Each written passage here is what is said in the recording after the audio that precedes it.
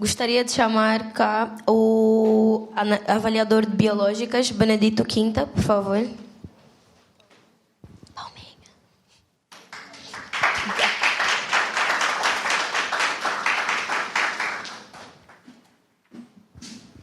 Gostaria que fizesse uma breve apresentação sobre quem é, o que faz, só para... Tem 5 minutos para fazer a apresentação.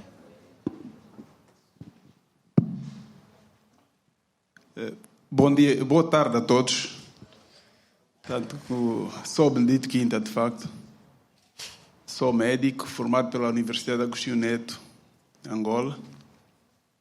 Essa é a minha segunda passagem pelo Rio de Janeiro. Fiz a primeira passagem entre o ano 2008 e 2011 no Instituto de Cardiologia Aloysio de Castro, em Botafogo, onde me especializei em cardiologia. E também sou ecocardiografista. Passei os últimos 9 anos, aproximadamente, na direção clínica do Hospital Geral de Benguela. E estou cá desde o ano passado, no programa de doutorado da Universidade Federal do Rio de Janeiro, em cardiologia também.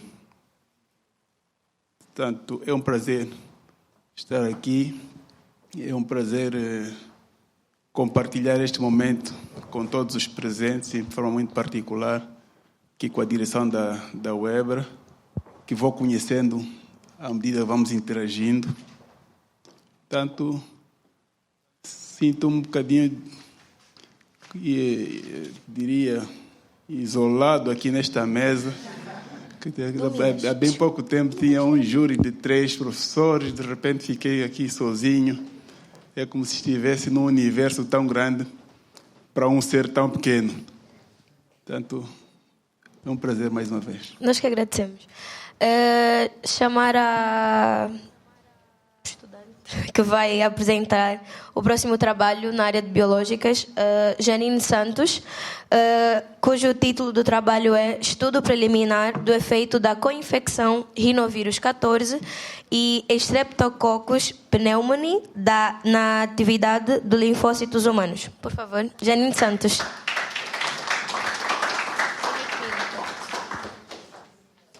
Boa tarde. Primeiramente, queria parabenizar a comissão e agradecer pelo convite de estar aqui para partilhar o trabalho cujo eu faço parte na iniciação científica.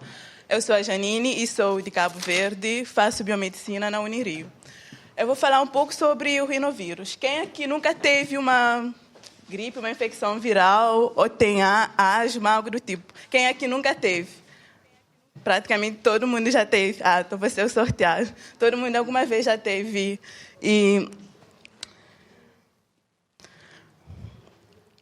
Bom, o que é, então, o rinovírus? O rinovírus, ele pertence à família Picornaviridae, do gênero Enterovírus, e ele é composto por 3 espécies, A, B e C. A C é a espécie que foi descoberta recentemente.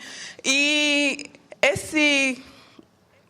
o rinovírus, ele apresenta, então, 4 tipos de proteínas, sendo que 3 estão na superfície, que é a VP1, VP2 e VP3, sendo que a VP4 ela fica aqui no núcleo do vírus. E essas proteínas, elas dão e, de certa forma, contribuem para a diversidade do vírus. Ou seja, e dificulta na descoberta de algumas vacinas, que seria no caso, sendo que essas proteínas aqui, elas acabam gerando, então, diversos tipos de sorotipos.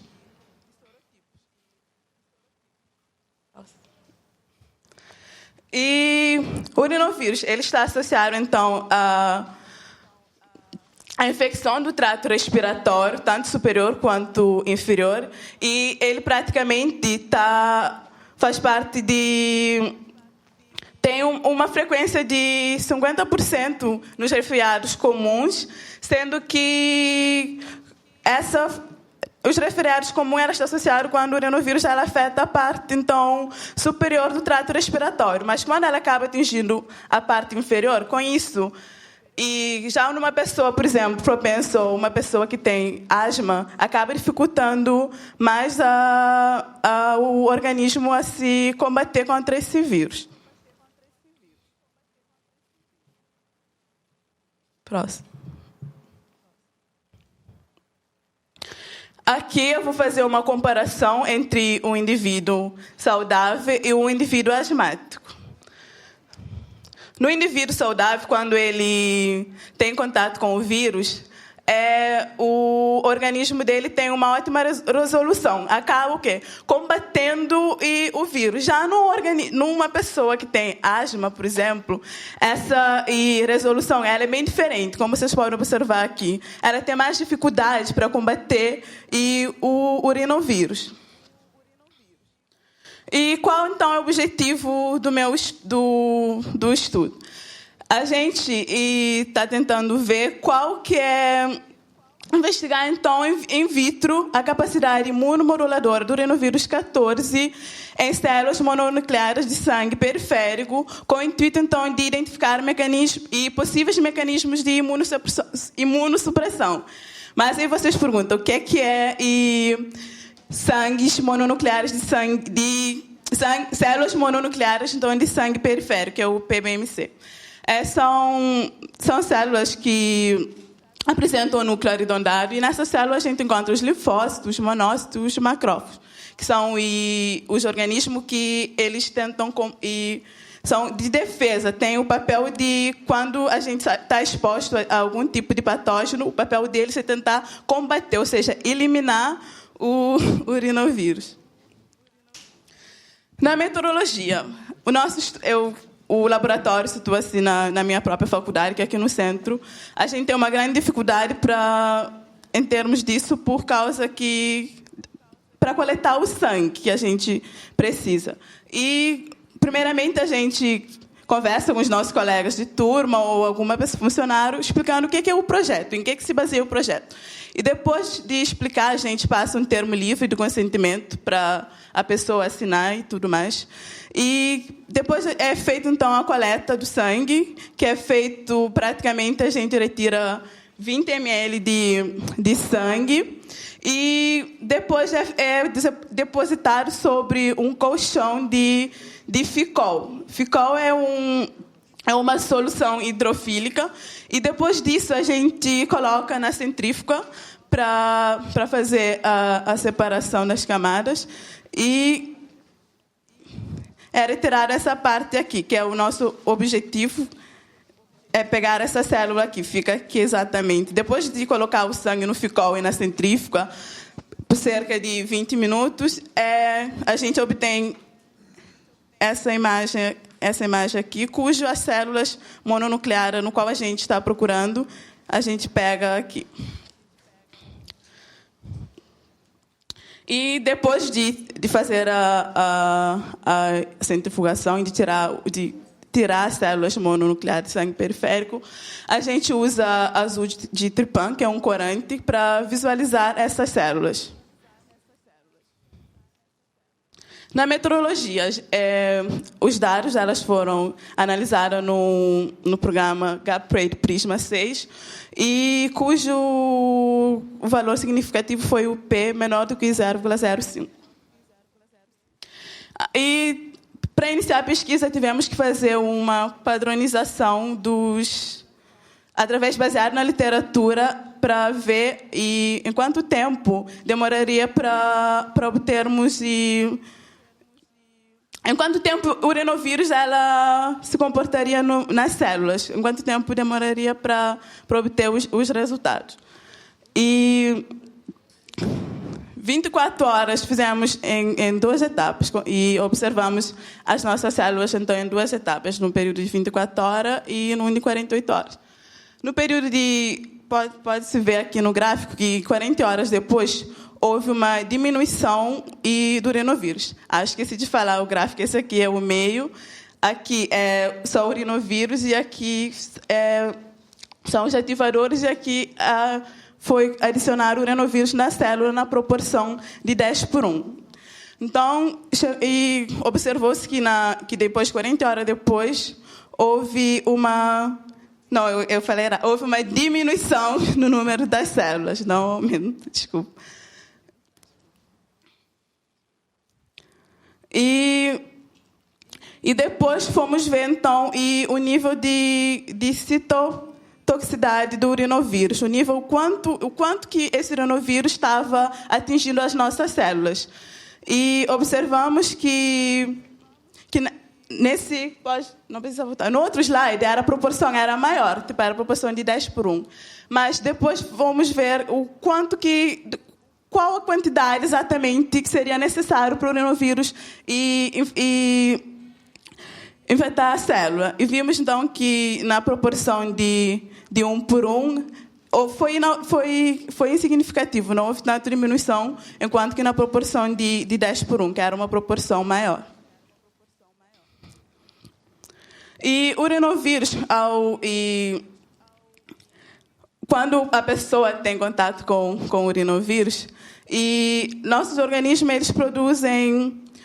As pessoas infectadas com o urinovírus, o organismo acaba produzindo interleucinas e citocinas que vão então ativar células específicas para tentar combater ou tentar eliminar o urinovírus da célula. Então, tentamos ver essas células e, mais especificamente, vimos a IL-10, a interleucina IL-10, e vimos que com o urinovírus ela estava aumentando. E depois a IL-6, que também é uma outra interleucina, que ela ativa o TH17, e tentando, então, que são células de defesa do organismo, são células de imunidade adquirida. E vimos que o L16 também aumentava. E esses dados, fizemos uma comparação já com literaturas existentes publicadas. Estudos feitos pelo Cohen em 2016, ele fez estudo em crianças e viu que realmente então haveria esse aumento da IL-6. Já em IL-10, ele observou em pacientes asmáticos. No entanto, ele não observou um aumento, enquanto que no nosso estudo a gente observou esse aumento. Deve ser também por causa do tempo de a gente ter analisado em horários. Tipo, a gente fez em 24 horas, em 48 horas. Com isso, essas células podem ter e morir, entraram em apoptose. E conclusão, então, preliminares, porque o estudo ele ainda não está concluído, e sendo que já falei das dificuldades do estudo, que é encontrar voluntários para ceder o sangue. Se alguém aqui se... Agradeço.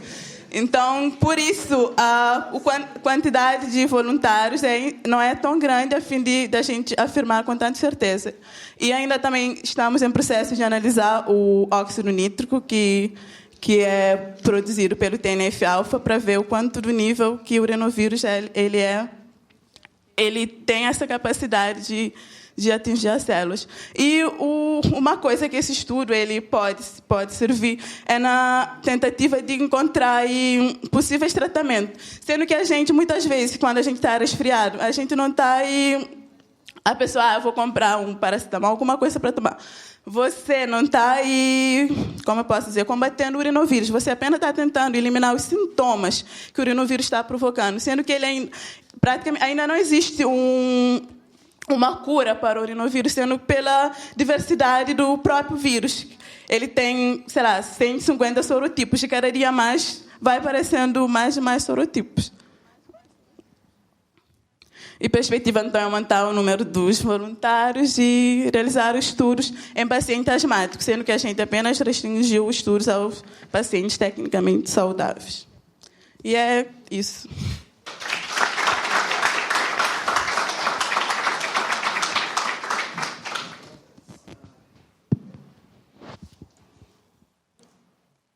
Janine, gostaria de felicitar pela apresentação que brindou a todos, pela vontade que teve também na apresentação. Denotou-se inicialmente um bocadinho de nervosismo, mas si próprio. Não há quem suba para um palanque que não fique um toquito nervosito, né? Portanto, então isso é normal também. A missão que nos cabe de fazer a avaliação do trabalho também não é um grande trabalho, porque, na verdade, só tem um trabalho para avaliar, que é o da Janine. fiquei um bocadinho animado quando vi a doença holandesa, só para até que, enfim, mais um. Afinal ficou voltado para as engenharias também. Está bem. Portanto, eu estive a observar, de facto, este trabalho apresentado por esta plateia, que não está muito voltada para as ciências biológicas. Não sei se, além de mim e da Janine, existe mais alguém voltado para as ciências biológicas. Não sei. Então, pode. Entre aspas, hidroxapatita, mas... Então, a socialização dos termos aqui seria um bocadinho importante, que é para as pessoas ficarem por dentro. O título do trabalho, tive a oportunidade de ler aquilo que me foi dado como material, que é para observar o que ia chocar aqui na apresentação. De facto, há muita informação que foi passada na apresentação que não está espelhada neste resumo que foi enviado para nós tomarmos contato com o trabalho. Mas fiquei com alguma dúvida em relação ao título do trabalho. Estudo preliminar do efeito da co-infecção rinovírus 14, Streptococcus pneumoniae, na atividade dos linfócitos humanos. Ponto. Toda a abordagem que foi apresentada aqui esteve voltada para o rinovírus, não é? Basicamente. A relação entre o rinovírus e a atividade linfocitária também ficou espelhada na resposta inflamatória dos marcadores que foram apresentados. Entretanto, na introdução, eu penso que a Janine devia fazer um enquadramento temático que pudesse focar um bocado mais sobre o que causa o rinovírus, por que está a fazer esse estudo, abrir um bocadinho mais a fundamentação, se calhar falar mais um bocado da justificativa, que é para depois haver um alinhamento com os objetivos. Portanto, e nos objetivos eu sou de proposta que também fizesse uma revisão daquilo que nos apresenta. Portanto, se calhar ali onde está o termo investigar, pudesse mudar a palavra investigar por outra palavra, descrever, ou outra que seja mais correlacionada.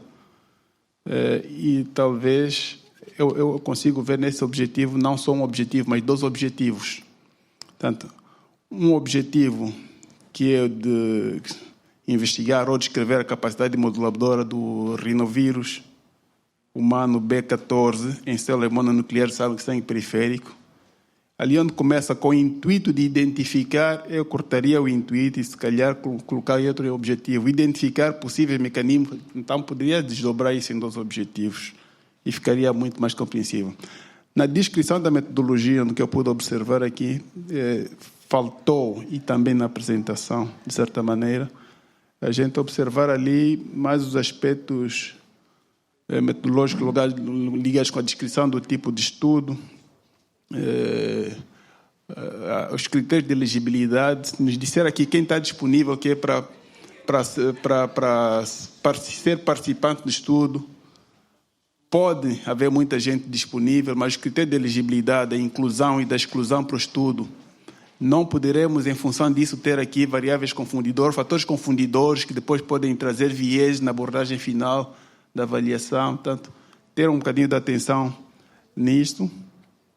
E os resultados são resultados preliminares. Isso. Inicialmente. Porque ainda falta... Ainda tem uma estrada longa pela frente. Portanto, tirando isso, penso que há um bom caminho, há interesse, que é para se avançar com esse estudo. Bom, vou fazer uma pergunta. Acha que o seu trabalho é pertinente? Por quê? Porque o rinovírus, como eu havia falado, ele está associado a infecções do trato respiratório. Com isso, muitas vezes você acaba não indo trabalhar, indo na escola por causa de um resfriado. Isso que a gente está tentando ver é ver como o rinovírus como ele modula as células com o intuito de tentar descobrir os mecanismos que ele usa para os mecanismos de escapes e tentar bloquear esse mecanismo e, consequentemente, encontrar possíveis vacinas para... Como eu falei no início, o rinovírus não tem uma vacina nem um medicamento específico. As pessoas apenas tratam os sintomas que em consequência do renovírus.